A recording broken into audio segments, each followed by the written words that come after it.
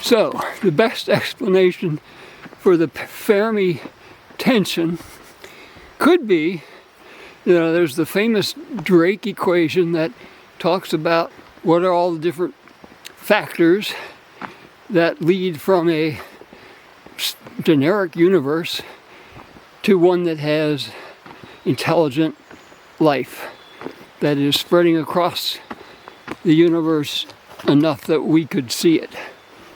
And what are the various so-called great filters that might explain why we don't see any other intelligent life across the universe? No signs of it.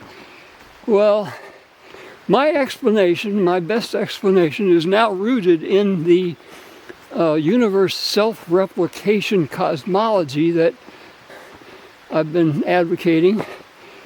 And if universes have a genealogy, if universes have a succession of parent giving birth, so to speak, to child universes and on and on and on, and let's just say that there is some kind of a very serious great filter that, like, say, most intelligent civilizations are too stupid and destroy themselves, which we are definitely at risk of, or that intelligent civilizations just kind of can't sustain themselves because they use up all the resources on the planet before they get intelligent enough to escape the planet, and we may be doing that, use up or pollute, and so they kind of deteriorate back to a much more basic civilization that is less technological.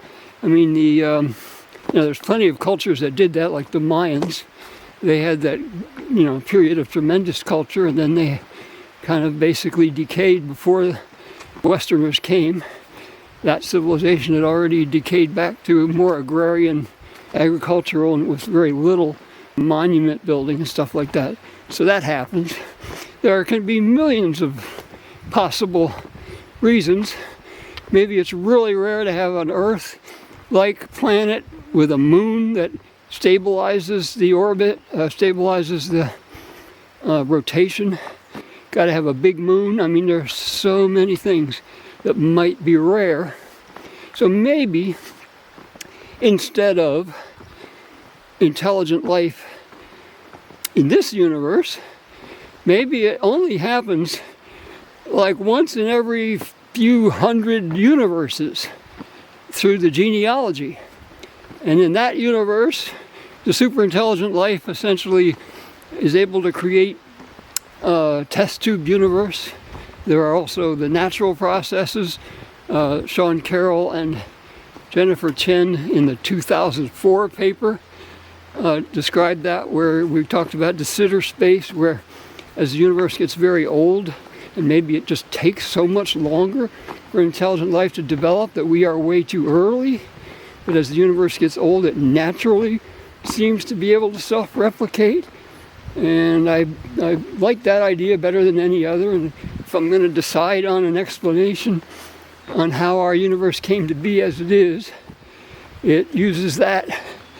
And maybe old universe civilizations that took trillions of years before they managed to develop the ability technologically to reproduce universes that were favorable to their way of life, or however it works. I mean, that's just one idea. But so my answer to the Fermi tension is that universe self-replication cosmology reduces that tension. Maybe we only need to have intelligent life in past universes, in our ancestor universes.